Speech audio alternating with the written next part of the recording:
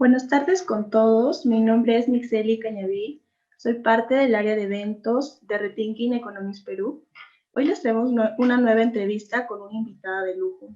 La finalidad de esta entrevista es conversar acerca de la importancia de las exportaciones en la reactivación económica actual y en el desarrollo económico nacional. Y para ello, hemos contactado a una especialista que resolverá nuestras dudas alrededor de esta temática. Y así le damos la bienvenida a nuestra ponente invitada, quien es Magali Silva Velarde Álvarez, economista de la Universidad del Pacífico, con maestría en economía por la Universidad de Oregon, Estados Unidos. Fue ministra de Comercio Exterior y Turismo y viceministra de MIPE e Industrias. Y actualmente trabaja como asesora líder en la Gerencia General del Banco Central de Reservas del Perú. Muy buenas tardes, Magali. Ay, gracias, Mixeli. Muchísimas gracias por la presentación y yo feliz de estar contigo, mi colega, ¿no? Podemos tratar temas de la economía nacional y qué lindo que hayan escogido este tema de las exportaciones, porque tiene mucho que ver con la generación de empleo, ¿no? Tiene mucho que ver también con la participación de la mujer. Sí, excelente tema, muy interesante. Y para empezar el inicio de esta entrevista, ¿nos podrías comentar sobre el panorama general de las exportaciones en la actualidad y cómo esta ha sido afectada por la pandemia y también actualmente por la crisis política? Exactamente, Mixeli, muy buena pregunta, porque en verdad la pandemia nos cambió la vida a todos, ¿no? Nosotros en marzo ya veníamos experimentando y veníamos escuchando de este virus, ¿no? En marzo del 2020, ¿no? Este virus que había nacido, que había lamentablemente se había producido en la región de Wuhan, en China, y cómo en el continente asiático ya se estaban prohibiendo se habían cerrado fronteras, ¿no? Entre China y todos los países vecinos, entre Singapur, entre Taiwán, Hong Kong, etcétera. Todos los países habían cerrado y ya estábamos además escuchando sobre esta mortalidad del virus, ¿no? La verdad que es un virus que hasta ahora no se quiere ir. En el Perú la pandemia nos ha dejado 200.000 muertos, ¿no? Y hemos tenido una de las cuarentenas más severas y más comprensivas, lo que significa que hemos estado más tiempo sin poder producir, sin poder salir a la calle a generar ingresos, y además que cubrió prácticamente todos los sectores, ¿no? Porque recordemos que primero hasta la minería estuvo cerrada, la pesca estuvo cerrada, porque no se entendía muy bien que la producción de alimentos debía estar abierta. Entonces, yo sí creo que hay un antes y hay un después del comercio internacional. El comercio internacional se paró en seco, ¿no? Recordemos que la parte del Asia-Pacífico era la región del mundo más dinámica, la que más crecía, y además de la forma como está orientado el comercio internacional, en que finalmente todos los países dependen de todos, ¿no? No es que nosotros tenemos un celular y el celular, la última, digamos, el último proceso ha sido hecho en China. Ese celular está compuesto por microchips, por diferentes partes que se hacen en todas partes del mundo, inclusive Estados Unidos. Entonces, el comercio internacional, cuando viene la pandemia, no lo coge bien parado, porque ya veníamos de una guerra, ¿no?, comercial, de un enfrentamiento entre Estados Unidos y entre China, dos gigantes que son los que han movido el comercio internacional. Entonces, el comercio estaba como un poco, digamos, afectado, y viene la pandemia y se viene el quiebre que nunca antes se había experimentado, de la ruptura, ¿no?, de la disrupción del flujo de las cadenas globales de valor. Es decir, que las partes y suministros que se necesitaban en todas partes del mundo y se desconectan. Es como cuando uno está en su casa, por ejemplo, imagínense, ahorita estamos las dos conectadas y hay un apagón en todo Lima y nos quedamos de pronto sin poder comunicarnos, porque ni siquiera hay uy, ¿qué hacemos? ¿No? Entonces nadie tenía el plan B hecho, todo el mundo sufrió, Recordemos que en Lima hubo mucha escasez de productos y de la noche a la mañana tuvimos que reinventarnos.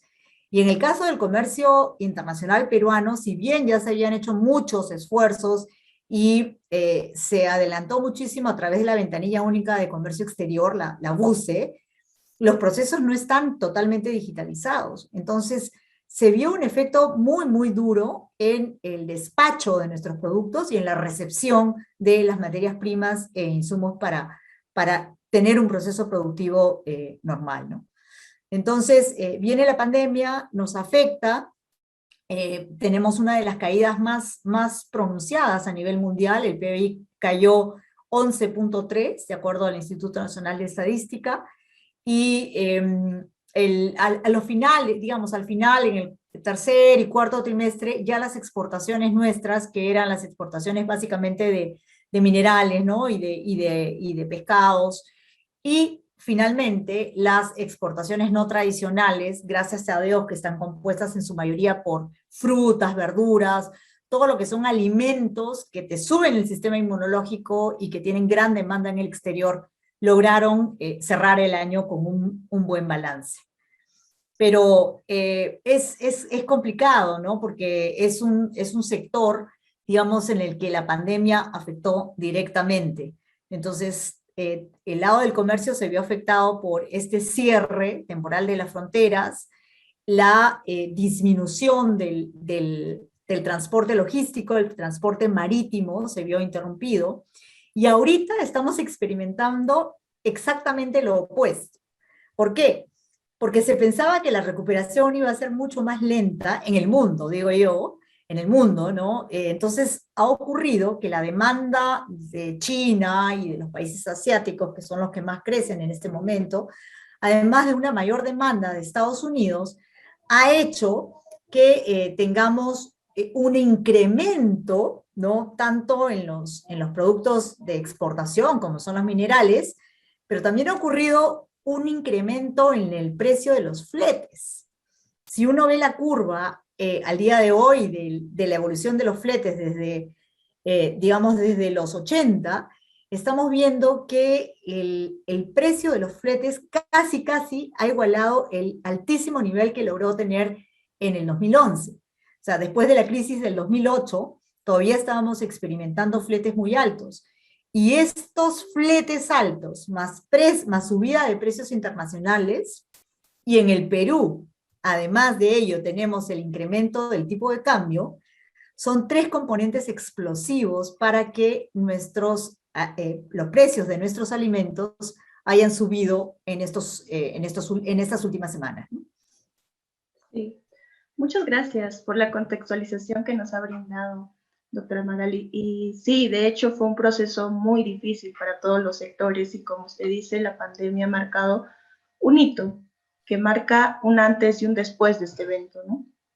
Y en el contexto de cierre de fronteras y en la experimentación de la reactivación que se ha desarrollado de manera no pensada, como usted lo menciona, con fletes altos y también la intervención del tipo de cambio, ¿nos podría explicar cómo usted ha estado llevando esta reactivación del sector exportador en nuestro país? Mira, en realidad es como conversaba con muchísimos exportadores, ha sido un aprendizaje forzado, ¿no? Y muy intenso de todos los actores que participan en el comercio internacional. Estamos hablando de las aduanas, estamos hablando de los agentes que intermedian, estamos hablando del transporte logístico, estamos hablando de las cadenas de frío para el caso de los productos, digamos, como los productos pesqueros, ¿no? Estamos hablando de una adecuación también de los permisos de SENASA, de DIGESA, de la DIGEMIT, porque como ustedes bien saben, el tema del comercio internacional, el tema del comercio exterior en el Perú, es un tema muy ligado a la cantidad de trámites que hay que hacer en la parte logística, y ustedes saben que el Perú llega a tener uno de los costos logísticos más altos, ¿no? América Latina es el más alto a nivel de los países de la Alianza del Pacífico, y comparado con el mundo también hemos perdido competitividad por el altísimo costo de la parte logística. Entonces, este aprendizaje ha llevado a todos los integrantes de la cadena de valor a repensar, a ser más eficientes a la interna, ¿no? En el tratamiento de todo lo que significa la tramitología dentro de las empresas y en su contextualización con el Estado. El Estado, como decía, sí avanzó muchísimo en el caso de la ventanilla única de comercio exterior.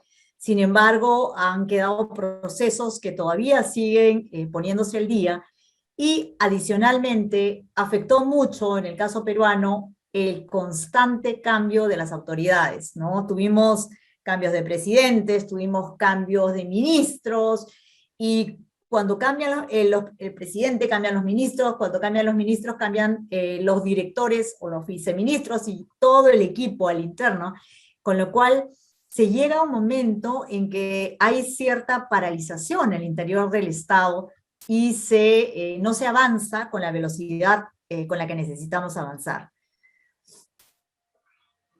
Sí, como dice el cambio, como dijo, el cambio de estas autoridades y el cambio también de los equipos técnicos ocasiona muchas demoras muchas veces, ¿no? Exacto. Y también, como usted ha mencionado, sí, la logística y los costos, los mayores costos de esta logística y la intervención de entes como la DIGIONIC y la DIGESA que usted había mencionado, sí, ha ocasionado mayor impacto en las MIPES. Y hablando, sí, y hablando en términos de productividad, ¿cómo han respondido las MIPES exportadoras a la reactivación económica que se ha estado dando? Mira, en general, en el Perú,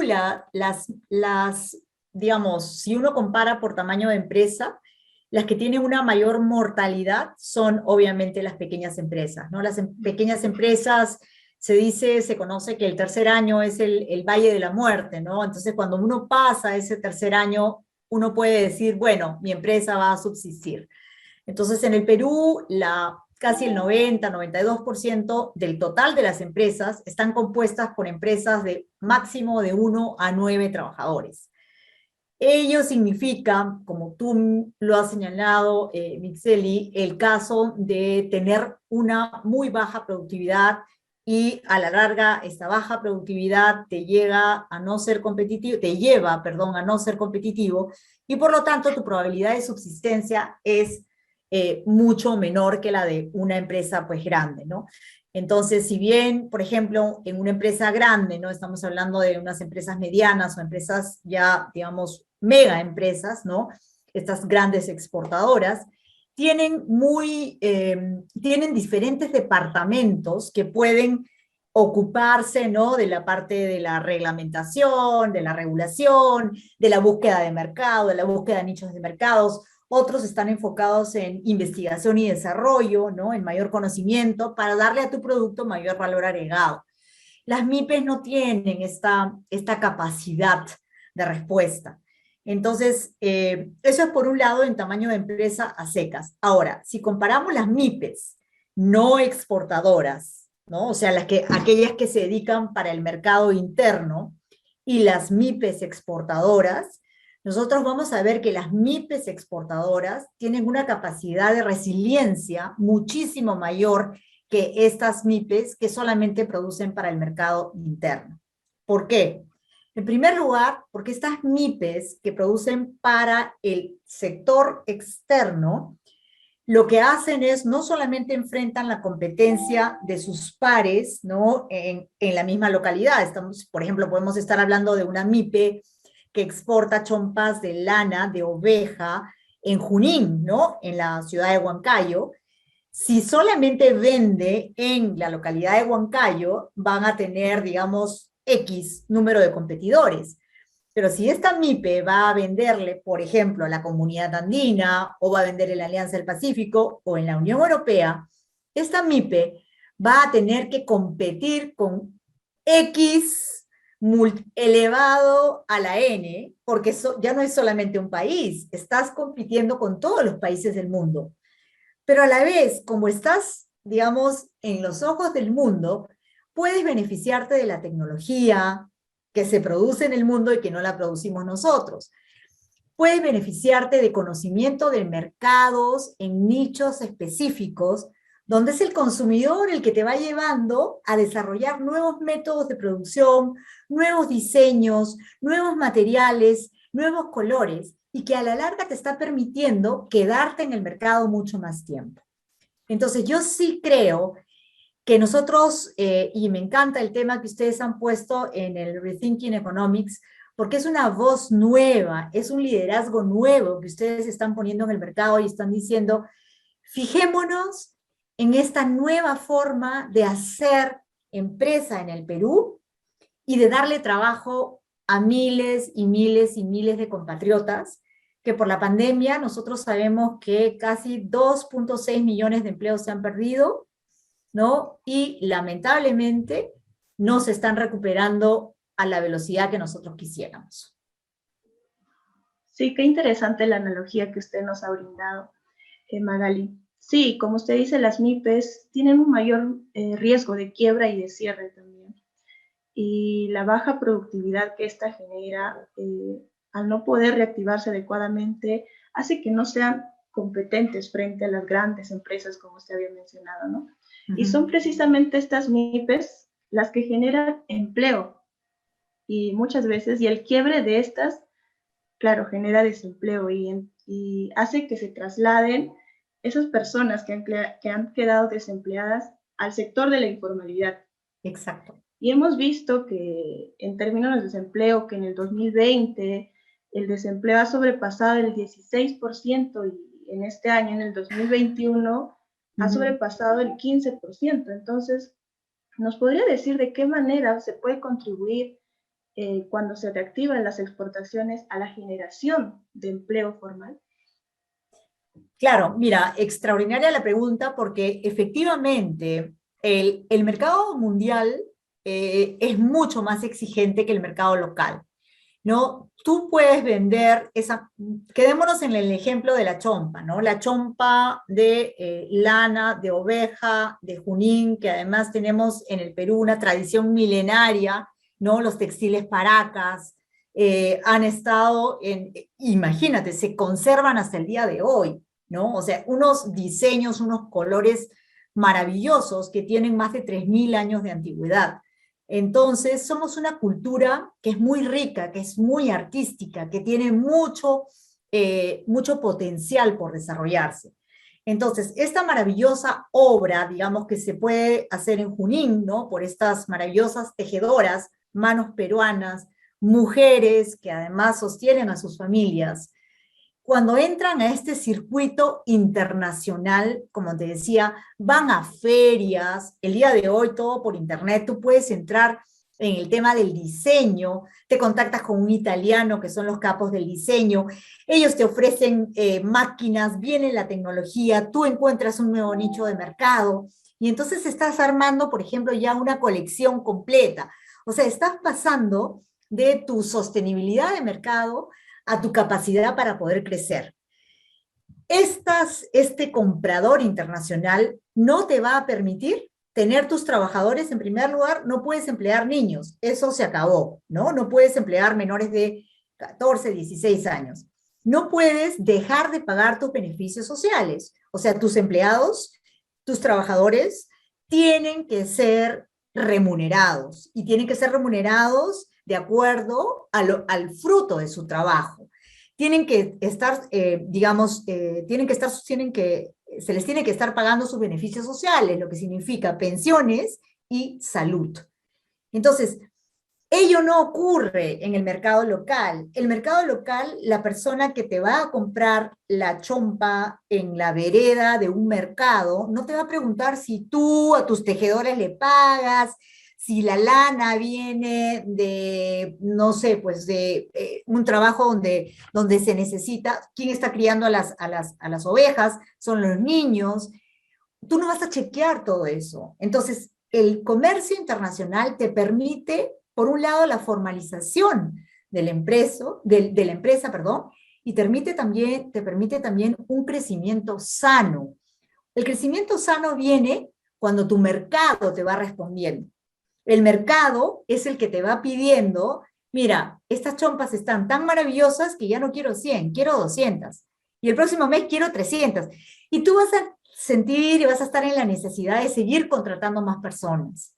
Entonces, lo más importante en este caso, y el Perú creo yo que tiene en este momento una red de acuerdos comerciales, tenemos 21 ya puestos en vigencia, aprobados por el Congreso, y lo que tenemos que hacer es dar a conocer estos beneficios, seguir trabajando y dejar de pelearnos.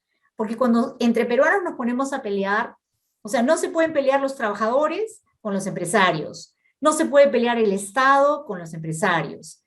En esta forma, para los tres, o sea, empresarios, trabajadores y Estado, los tres, y en este caso la academia representada por ustedes, tenemos que buscar exactamente lo mismo.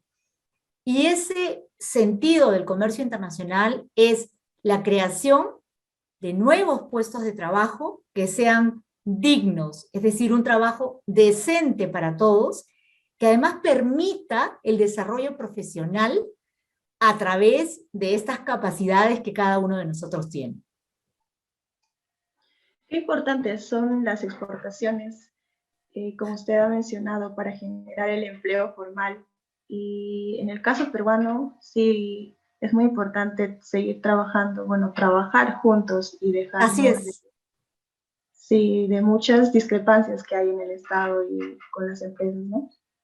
Y viendo más o menos un poco de historia, nuestro país se ha caracterizado por ser primario exportador, como es el caso de la minería, por ejemplo. Y es un caso muy particular ya que no genera mucho empleo a comparación de las agroexportaciones que generan mucho empleo. Entonces, me gustaría saber cuáles serían las estrategias para el impulso de una industrialización de estos dos sectores primario Claro. exportadores. Mira, esto es, comparemos la minería con la familia, ¿no? Entonces, la minería sí da bastante trabajo al inicio de la construcción del proyecto, ¿no? Esto estamos hablando de megaproyectos, o sea, los últimos son Las Bambas, Toromocho, hemos tenido Antamina, ¿no? Hemos tenido también, tenemos, perdón, Yanacocha en Cajamarca, tenemos al sur la mina Quellaveco, ¿no?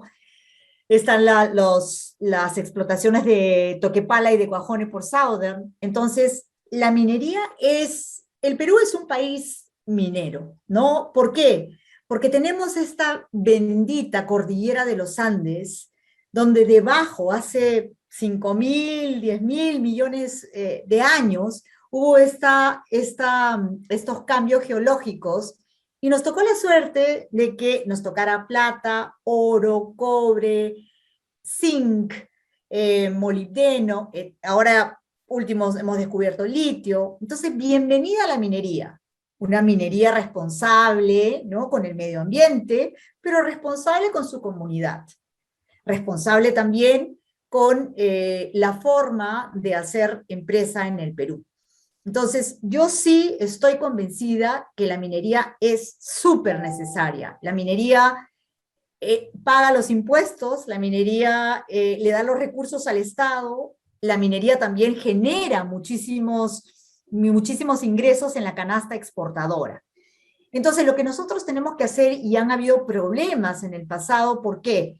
Por la forma como se distribuye el canon, ¿no? Ustedes saben que tú generas más riqueza y esa riqueza paga más impuestos en la región donde se genera esa riqueza. Estamos hablando de Junín, estamos hablando de Cajamarca, estamos hablando de Arequipa, Moquegua, Tacna, Pasco, etc. Lamentablemente, esta riqueza va a las arcas de los gobiernos regionales, ¿no? Y entonces los gobiernos regionales no han sido capaces de gestionar escuelas, hospitales, carreteras, para sus comunidades.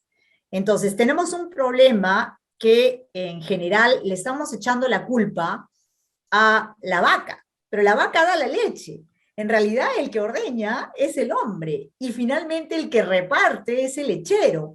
Entonces estamos tratando de echarle la culpa a la pobre vaca y la pobre vaca lo único que ha hecho es simplemente dar lo que la naturaleza le dio, ¿no? Entonces tenemos ahí esta minería que puede perfectamente generar industria a través de la proveeduría, es decir, de los proveedores, ¿no? O sea, las botas de Hebel, las mangueras, los instrumentos. El Perú ha desarrollado un sector metal mecánico muy avanzado. Nosotros exportamos pequeña maquinaria, pero exportamos al exterior. Entonces, exportamos a países de la comunidad andina y exportamos también a países lejanos. Imagínate que exportamos cámaras hiperbáricas y se las exportamos a los países árabes, ¿no? A los jeques árabes vienen al Perú a comprar nuestra tecnología y nuestra capacidad inventiva. Entonces, tenemos ahí una gran oportunidad que no hemos sabido aprovechar. Entonces, debemos trabajar como peruanos en este desarrollo de todo lo que significa ser proveedores de la minería. Y eso es lo que ha hecho Australia, y eso es lo que ha hecho Canadá, lo que ha hecho Nueva Zelanda en menor escala, pero lo que ha logrado es integrar, y Nueva Zelanda sobre todo es un muy buen ejemplo, porque Nueva Zelanda tiene muchas comunidades indígenas que ha logrado insertar en esta cadena del comercio internacional, ¿no? Entonces tenemos ese lado de la minería en donde esos miles, de cientos de miles de empleos, porque estamos generando empleos para 15.000, 20.000 personas durante la construcción del proyecto. Ese mismo personal, lo que ha pasado es que tiene que ir rotando, porque es un personal súper especializado, ir rotando en otros proyectos que se van iniciando, y en esas comunidades en donde va quedando esa riqueza, hay que estar construyendo las escuelas, los hospitales, nuestras camas UCI, tenemos que estar preparados para la tercera ola, tenemos que preparar zonas de esparcimiento, y eso genera la demanda para una industria nacional, ¿no? Los ladrillos no los importamos, el cemento no lo importamos, la madera tenemos en la selva gran potencial para desarrollar. Exportamos, por ejemplo, los vidrios, ¿no? de los carros, de este carro que es el que ha revolucionado el mundo, que son los Tesla, que son los automóviles eléctricos. Entonces, ahí tenemos un gran nicho por descubrir. O sea, a través de la minería podemos generar esa demanda.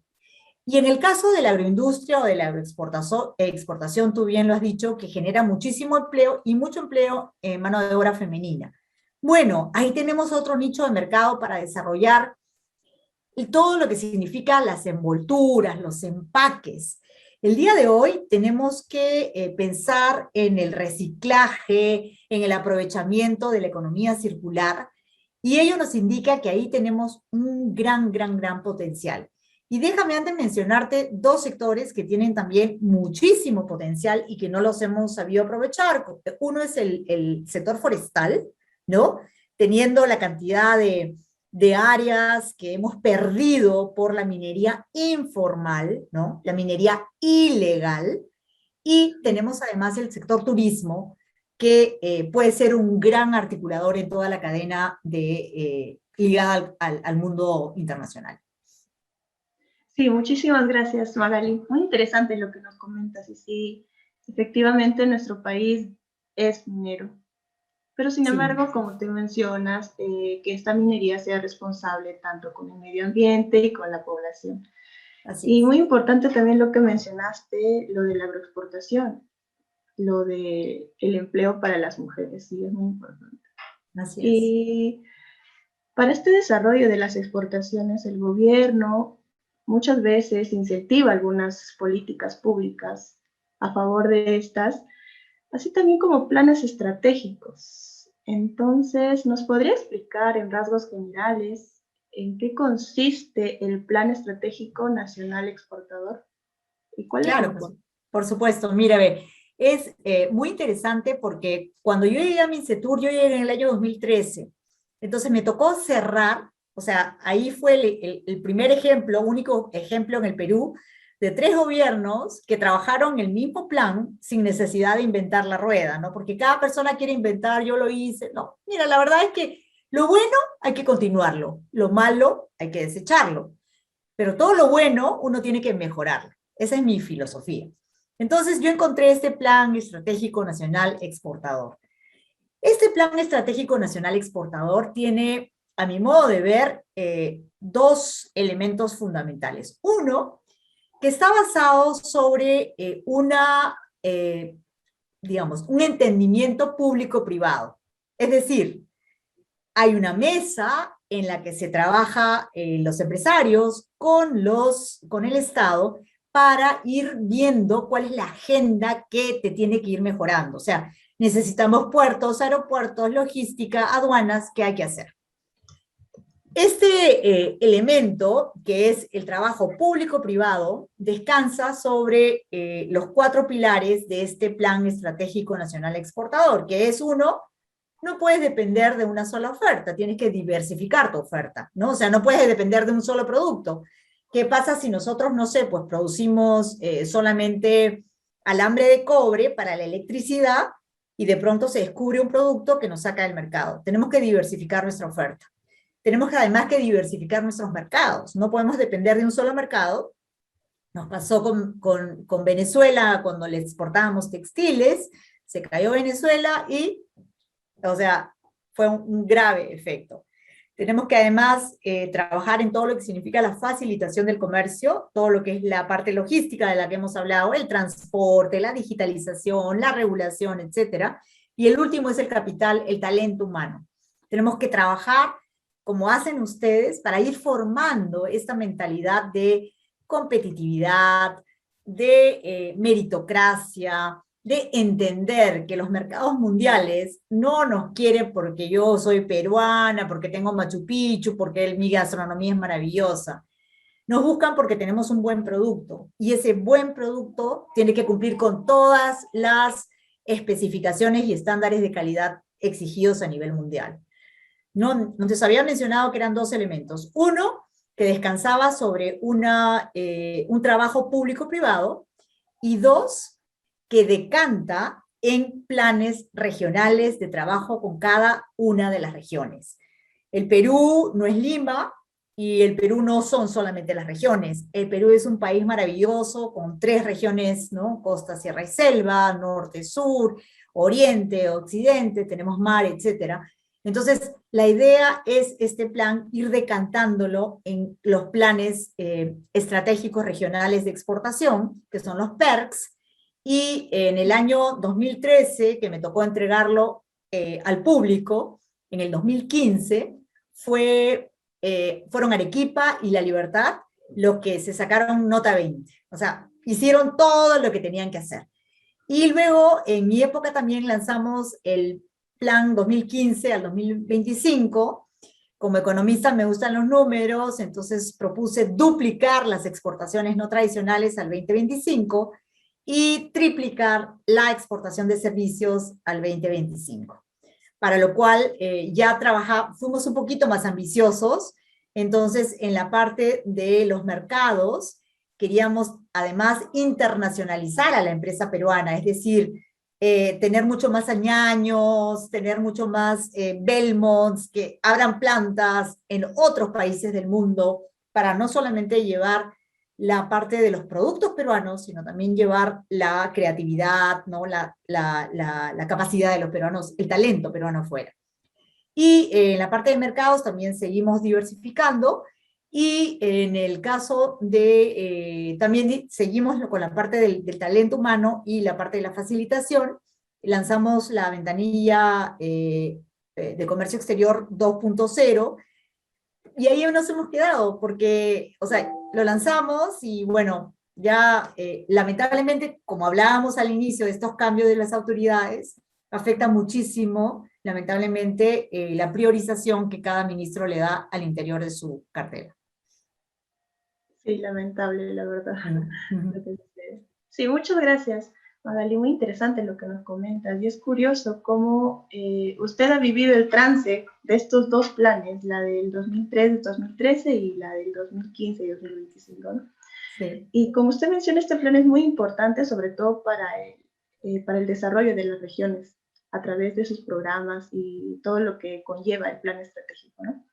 Y Exacto. en base a esto, ¿nos podría decir cómo se han medido o cómo se midieron en esas épocas los logros que tuvo el Plan Estratégico Nacional 2003-2013 para que se pueda elaborar, o como usted dijo, para que se pueda aumentar las expectativas para el Plan Estratégico Nacional Exportador de 2015 al 2025?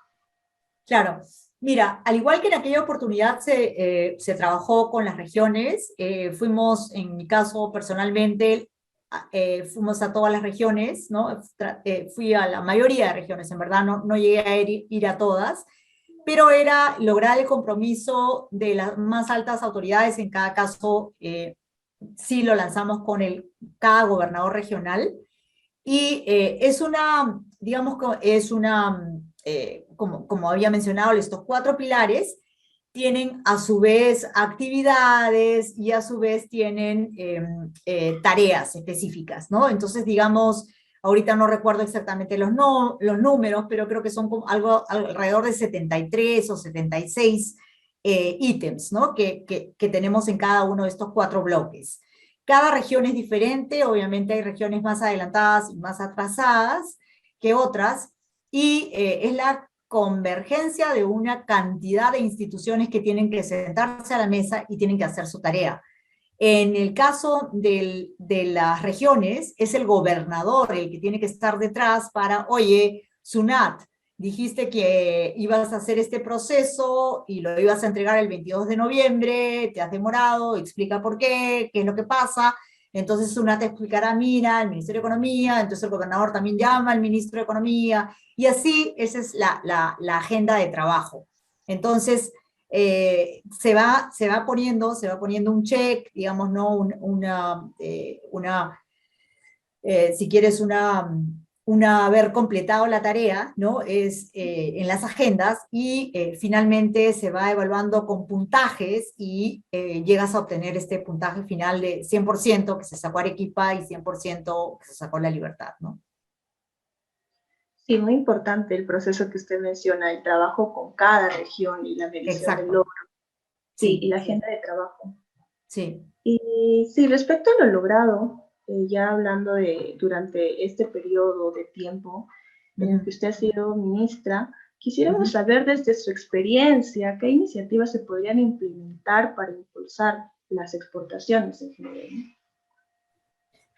Mira, yo creo que en realidad lo que en el Perú en los últimos años se ha dejado un poco de lado, y no solamente, digamos, es exclusivo al Perú, ¿no? En general, en el mundo, en el comercio internacional han habido estos retrocesos, ¿no? Iniciados por esta guerra de estos dos gigantes, esta guerra comercial de estos dos gigantes.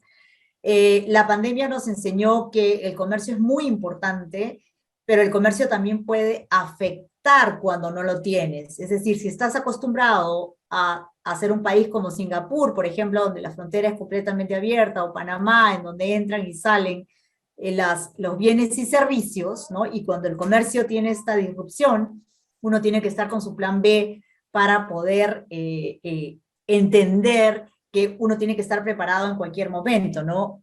Recordemos esa figura cuando tenemos en el canal de Suez, ¿no? Ese una de las embarcaciones más grandes del mundo, que al dar la vuelta un poco, se queda atracado en el canal de Suez. Entonces no podía virar ni a la derecha ni a la izquierda, y los contenedores estaban ahí, ¿no? Y todos estos eran, digamos, partes y piezas que estaban esperando en una parte del mundo y en el otro lado para entregar. Entonces, y esto duró como alrededor de 8 días, me parece, no me acuerdo exactamente, pero causó un daño súper importante en toda la provisión de partes y piezas. Entonces, lo que nos enseña el comercio es que sí, el comercio es un instrumento que hay que seguir trabajando, y en el caso del Perú, un caso específico, tenemos, como decía, tratados de libre comercio que quizás no los hemos explorado en toda su magnitud. Entonces, creo yo que nos falta hacer un mea culpa, trabajar muchísimo en la agenda interna. Estamos atrasados de acuerdo al índice que sacó el Ministerio de Economía y Finanzas en el año 2018-2019, este índice de infraestructura, ¿no? Estamos sumamente rezagados respecto a nuestros competidores. Yo sí creo en el beneficio del comercio internacional para, por ejemplo, la Alianza del Pacífico tiene un acápite en donde podríamos estar haciendo compras públicas, no solamente un mercado de 32 millones de habitantes, como es del Perú, sino Alianza del Pacífico somos 280 millones de habitantes. Entonces, podemos estar comprando mascarillas, equipos de protección para nuestros médicos, enfermeros, profesionales de la salud. Podemos estar comprando todo lo que significa las vacunas, ¿no? Parece que la pandemia ahora, como conversábamos, se está desarrollando, hay una nueva variante, la Delta, ¿no? Le está afectando ahora a los pequeños, a los niños, ¿no? A las criaturas, y no estamos preparados. Entonces, imagínense la caída de precios a la hora que nosotros compramos todos estos instrumentos y nos unimos y aprovechamos este instrumento que tiene la Alianza del Pacífico para comprar el gobierno de México, el gobierno de Chile, el gobierno de Colombia y el gobierno de Perú. Creo yo que los tratados de libre comercio no solamente son accesos a mercados para nuestros productos de exportación, sino también son capacidades para poder comprar a precios menores y sobre todo en estas épocas de urgencias. Muchas gracias, Magali. Como mencionas, definitivamente el comercio es muy importante para el desarrollo del Perú y debemos estar preparados para los cambios que se generan. Y precisamente es la pandemia que nos agarró de sorpresa a todos los sectores. Y como tú mencionas, también es importante trabajar en la agenda o continuar trabajando en la agenda que ya han estado trabajando los anteriores gobiernos, ¿no? Así es. Sí. Y ya finalizamos la entrevista. Quisiera agradecerte por tu excelente presentación. Ha sido un gusto poder conversar acerca de la importancia de las exportaciones en la reactivación económica. Y desde Rethinking Economics, Perú, tenemos la misión de poder contribuir a una comunidad de economistas con pensamiento crítico que puedan aportar a la sociedad ideas nuevas que se ajusten a las necesidades reales de nuestro país y sé que esta entrevista ayudará a lograr este objetivo.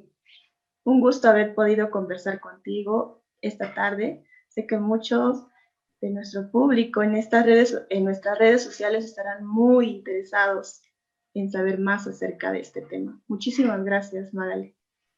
Mira, y la agradecida soy yo y además emocionada y por verlas a ustedes, jóvenes, mujeres, economistas. Yo amo mi profesión y creo que podemos hacer un gran trabajo. Nuestro país es maravilloso y tiene un potencial enorme.